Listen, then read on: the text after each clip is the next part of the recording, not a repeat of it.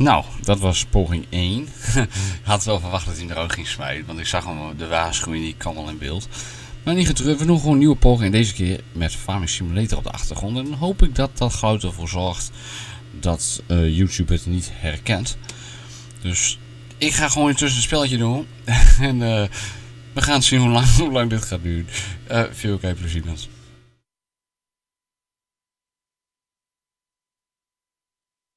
Booming global economic recession. David, welcome back to LondonReal. Thanks, Brian. Great to have you here. A lot of people out there with a lot of questions. There's a lot of confusion. This is a crazy time. I wanted to start off and just say a few things as far as where we are. Okay. It's March 18th, 2020 right now. I want to throw some of my views out there, and then I want to hear your views, and I want to have a good discussion about this. Right. And also talk about the numbers we know so far. So first of all, just as far as my beliefs, I personally don't believe the coronavirus was created by a third party. I do think it occurred naturally.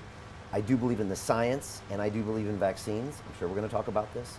I do plan on getting my flu vaccine and any future coronaviruses vaccines, although you might talk me out of it. We'll see.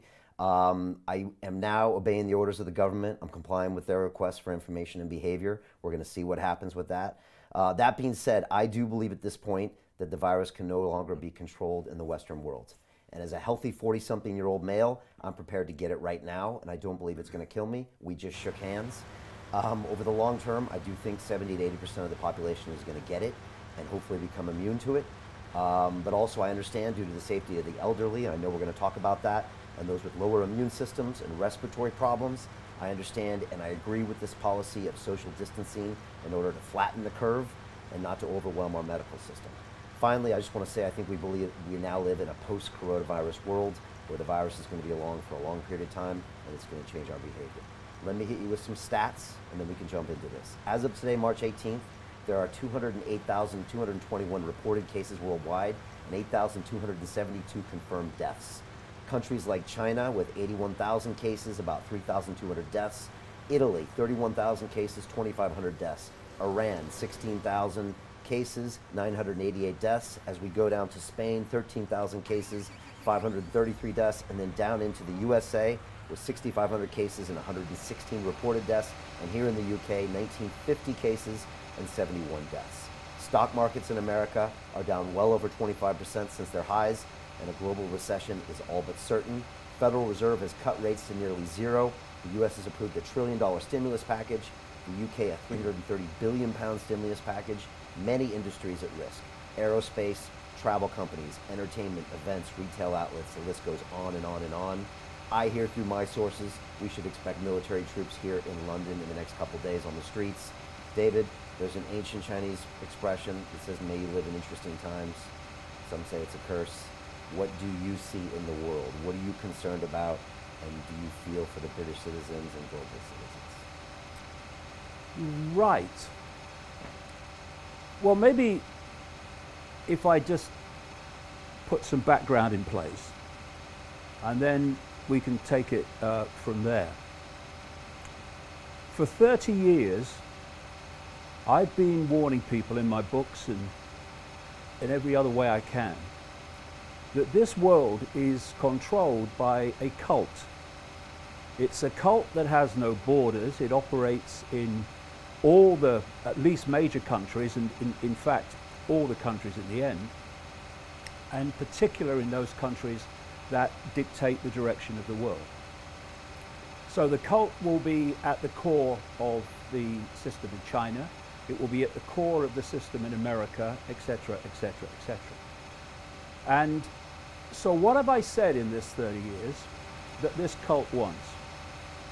I've said, and I've said it in the chats we've had before, it wants to create a beyond Orwellian global state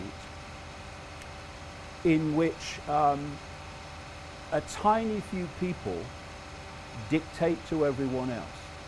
I've referred to this as the Hunger Games society. And you can picture the structure very clearly. Picture a pyramid. At the top of the pyramid, you've got a tiny few enormously wealthy people that actually are connected to this cult. We now have a name for them. We call them the 1%. At the bottom of this pyramid in the Hunger Games society is basically the rest of humanity that is dependent upon the 1%. And in between the two is a vicious, merciless police military state to impose the will of the 1% on the population and to prevent the population challenging the 1%. And this Hunger Games society is not classic fascism, it's not classic communism, although the outcome in terms of tyranny is the same. It is a technocracy.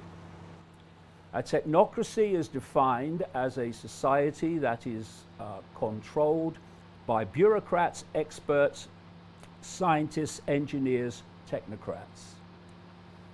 And the ability of that situation to happen is through smart technology and AI. The idea is that everything will be connected to AI. This is what the Internet of Things is all about.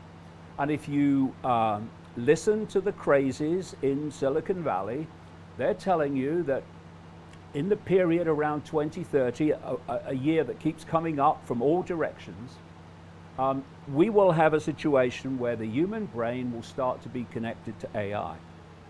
And thus, whoever controls AI will be connecting and